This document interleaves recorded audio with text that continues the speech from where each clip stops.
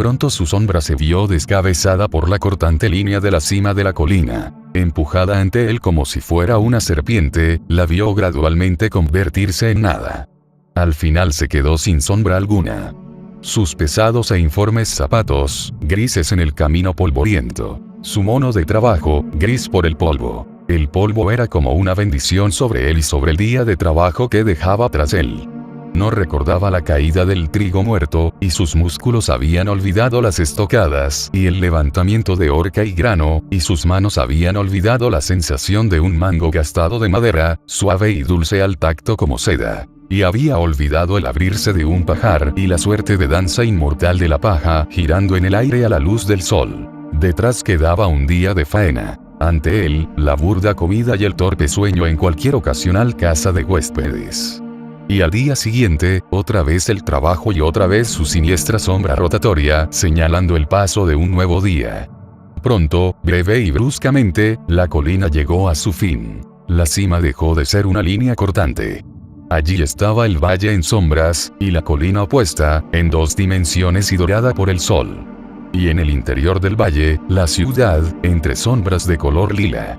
Entre sombras de color lila se hallaban los alimentos que comería y el sueño que lo aguardaba. ¿Acaso una chica, como música fúnebre y húmeda por el calor y vestida de algodón azul, se cruzaría en su camino fatalmente? Y también él, en aquella tierra lunar, sería uno más entre los hombres jóvenes que con su sudor hacen saltar oro del trigo. Pero allá estaba la ciudad. Por encima de los muros grises había ramas de manzano un día dulces y floridas y hoy todavía verdes. Los establos y las casas eran colmenas, de donde habían huido las abejas de la luz del sol. Desde allí, el palacio de justicia era un sueño soñado por Tucídides. Uno no llegaba a ver que las pálidas columnas jónicas estaban accidentalmente manchadas de tabaco.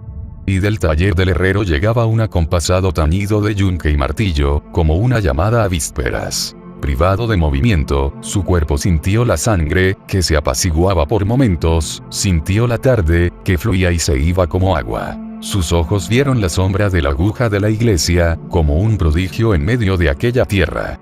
Miró el polvo que se derramaba de sus zapatos invertidos.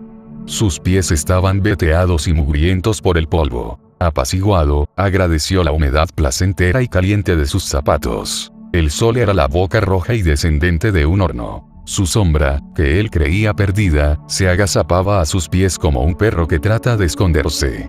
El sol estaba en los árboles, goteando de hoja en hoja. El sol era como una pequeña llama de plata que se moviera entre los árboles. Oh, era algo vivo, pensó al mirar una luz dorada entre los pinos oscuros. Una pequeña llama que, habiendo perdido de algún modo su vela, anduviera buscándola. ¿Cómo supo aquella distancia que era una mujer o una chica? No habría podido decirlo, pero lo sabía. Y durante un tiempo miró con curiosidad vacía los movimientos sin objeto de la figura. La figura se detuvo, recibió el último fulgor del rojo sol en un plano delgado y dorado que, retornando el movimiento, desapareció. En el curso de un nítido instante hubo una vieja y aguda belleza detrás de sus ojos. Luego, sus un día limpios instintos, groseros después, lo hicieron ponerse bruscamente en movimiento. Saltó una cerca ante la mirada contemplativa y fija del ganado y corrió torpemente hacia los bosques a través de un campo de maíz recolectado. Viejos y blandos surcos se deslizaban bajo sus zancadas, haciendo que sus rodillas martilleantes entrechocaran, y quebradizos tallos de maíz obstaculizaban su veloz marcha con sensual y estática indiferencia. Alcanzó los bosques después de saltar otra cerca, y se detuvo un instante y el oeste transmutó alquímicamente el plomizo polvo que lo cubría, dorando las puntas de su barba sin afeitar. Los árboles, los troncos de arces y hayas eran franjas gemelas de oro rojo y de lavanda erguidas en la tierra, y las ramas extendidas conferían al ocaso colores indecibles. Eran como manos de avaro derramando a regañadientes monedas doradas de crepúsculo. Los pinos eran mitad hierro, mitad bronce. Esculpidos en símbolo de quietud eterna, derramaban también oro sobre la hierba rala, que lo hacía correr de árbol en árbol como fuego que se extiende, para apagarse luego en la sombra de los pinos. Sobre una rama oscilante, un pájaro lo miró brevemente, cantó y se alejó volando. Ante la verde catedral de árboles se quedó quieto unos instantes, vacío como una oveja, percibiendo como el día moribundo se iba del mundo como agua de una bañera o de un cuenco rajado. Y oyó al día repetir lentas plegarias en la nave verde. Luego volvió a moverse hacia adelante, lentamente, como si esperara que fuera a surgir ante él un sacerdote para detenerlo y descifrar su alma. Pero nada sucedió. El día fue lentamente muriendo sin un ruido en torno a él, y la gravedad lo condujo colina abajo entre apacibles sendas de árboles. Pronto lo envolvió la sombra violeta de la colina. No había sol allí, aunque las copas de los árboles seguían siendo como maleza bañada en oro, y los troncos de los árboles de la cima eran como una verja listada más allá de la cual la tarde se consumía lentamente. Y él se detuvo de nuevo, y sintió el miedo. Recordó fragmentos del día, los tragos de agua fresca de una jarra, mientras otro esperaba su turno, el trigo rompiéndose ante la hoja de la segadora, mientras los caballos de Tiro hacían fuerza contra la collera, los caballos que soñaban con avena en un establo dulce por el amoníaco y el olor de los arneses sudorosos, los mirlos que sesgaban el aire sobre el trigo como trozos de papel quemado. Pensó en el haz de músculos bajo una camisa azul mojada por el sudor, y en alguien a quien atender o con quien hablar. Siempre alguien, algún otro miembro de su raza, de su género. El hombre puede falsificarlo todo salvo el silencio. Y en aquel silencio conoció el miedo, porque había algo que ni siquiera el deseo del cuerpo de una mujer tenía en cuenta. O que, al utilizar tal instinto con el propósito de apartarlo de los caminos de la seguridad, en donde otras gentes de su género comían y dormían, lo había traicionado. Si la encuentro, estoy a salvo, pensó, sin saber si lo que quería era la cópula o compañía. Allí no había nada para él. Las colinas, que descendían en ambos lados, que se aproximaban, que sin embargo se hallaban separadas por un pequeño arroyo. El agua discurría parda bajo alisos y sauces, sin luz, y parecía inhóspito y oscura. Como la mano del mundo, como una línea en la palma de la mano del mundo, una arruga insignificante. Sin embargo podía ahogarse en ella. Pensó con terror, mientras miraba revolotear sobre ella a los mosquitos, mientras miraba los árboles calmos e indiferentes como dioses y el remoto cielo, que era como un sedoso paño mortuorio que ocultara su disolución repulsiva. Había pensado que los árboles eran una cantidad determinada de madera, pero aquellos tan silenciosos eran más que eso. La madera había servido para hacer casas que lo protegían, la madera había alimentado el fuego que lo calentaba, le había dado calor para cocinar su comida. La madera había servido para hacer barcos, que surcaban las aguas de la tierra. Pero no estos árboles. Estos lo miraban fija e impersonalmente, tomándose una venganza lenta. El ocaso era un fuego que ningún combustible había alimentado jamás. El agua emitía un murmullo en un oscuro y siniestro sueño.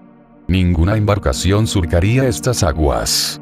Y sobre todo ello se cernía algún dios a cuyas compulsiones él debía responder mucho después aún de que sus más cómodas creencias se hubieran gastado como una prenda de uso diario. Y ese dios ni lo reconocía ni lo ignoraba. Ese dios parecía no tener conciencia de su entidad, salvo para considerarlo un intruso en un lugar donde nada tenía que hacer.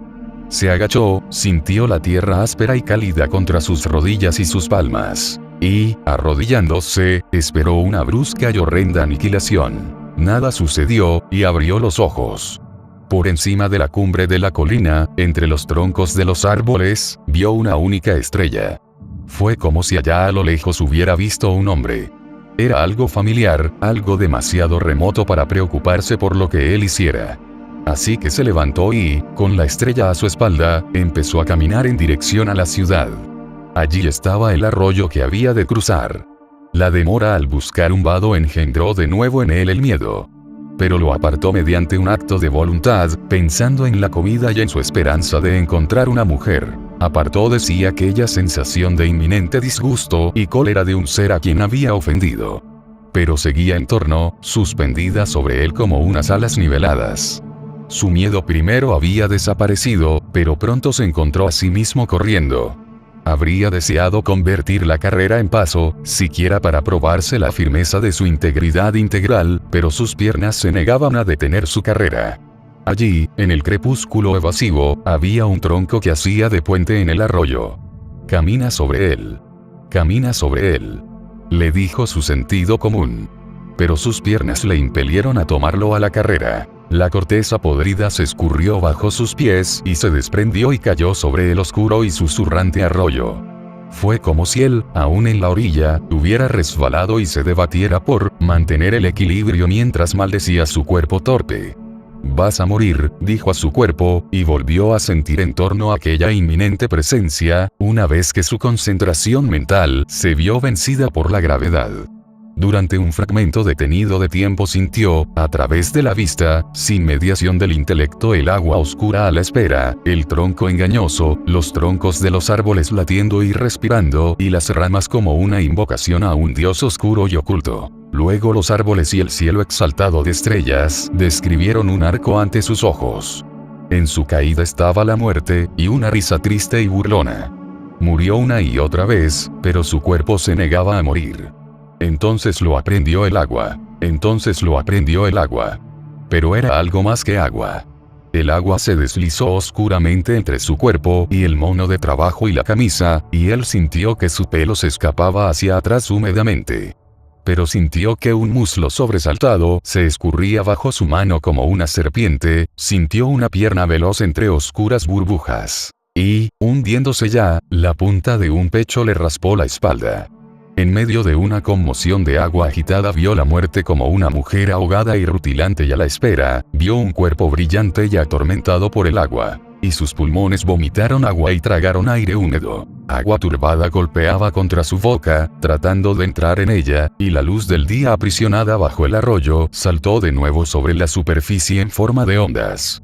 Relucientes planos de luz incidían y quebraban la superficie, y se alejaban de él. Y, pisoteando agua, sintiendo los zapatos empapados y el pesado mono de trabajo, sintiendo pegado a la cara el pelo, vio como ella, chorreando, ascendía oscilante por la orilla. Él avanzó agitando el agua, persiguiéndola. Nunca parecía alcanzar la orilla opuesta.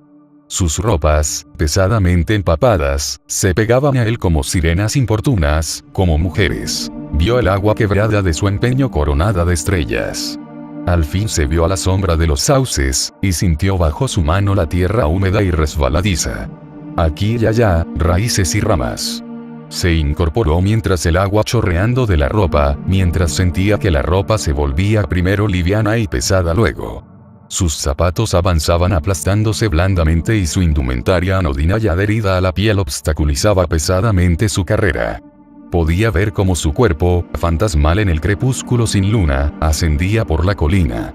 Y él corrió, maldiciendo, con el agua chorreándole del pelo, con el lamento húmedo de ropas y zapatos, maldiciendo su suerte y su destino.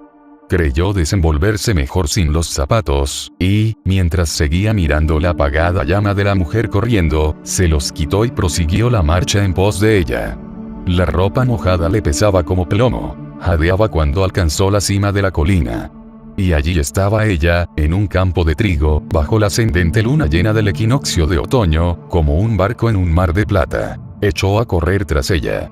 El surco de su marcha hacía saltar plata en el trigo, bajo la insensible luna. Plata que se alejaba de él en ondas, y se apagaba y volvía a ser el oro intocado, y sin brillo del grano erguido. Ella estaba ya lejos, y la perturbación de su paso por el trigo se esfumaba siempre antes de que él llegara.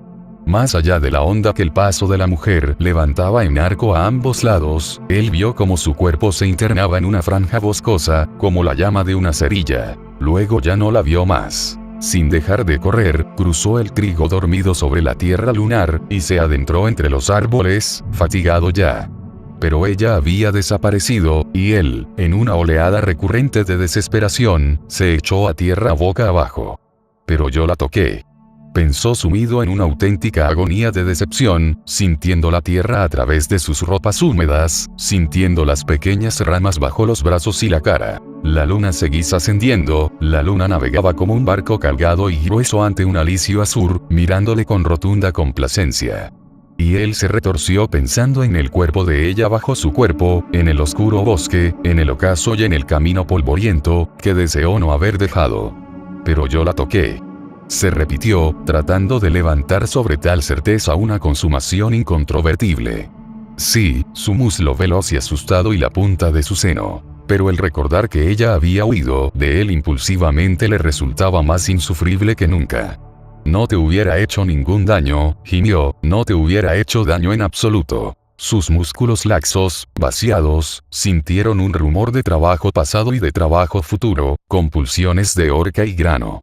La luna lo apaciguaba, examinando detenidamente su pelo húmedo, experimentando con sombras. Y él, al pensar en el día siguiente, se levantó. Aquella perturbadora presencia se había alejado, y la oscuridad y las sombras ya solo se mofaban de él. La luz de la luna se deslizó a lo largo de una cerca de alambre, y él supo que allí estaba el camino. Sintió como a su paso se agitaba el polvo, vio el maíz de plata en los campos, los árboles oscuros como tinta derramada.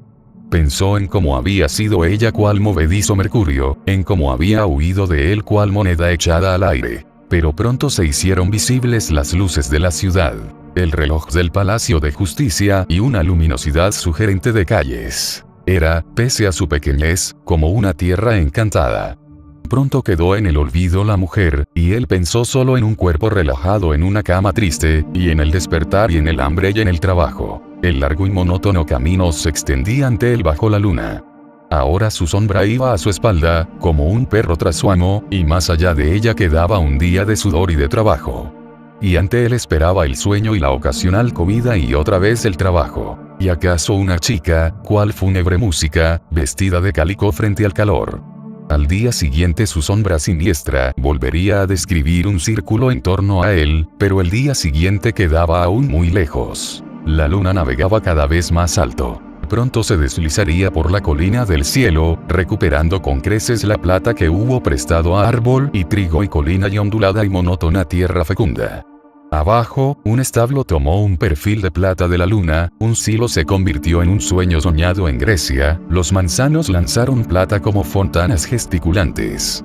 La ciudad, planos de luz de luna. Las luces del Palacio de Justicia, fútiles ante la luna. Tras él, trabajo. Ante él, trabajo. En torno, todas las viejas desesperanzas del aliento y del tiempo. Las estrellas eran como flores hechas añicos, que flotaban en agua oscura y que engullían el oeste. El polvo seguía pegado a sus pies aún húmedos, y descendió lentamente por la colina.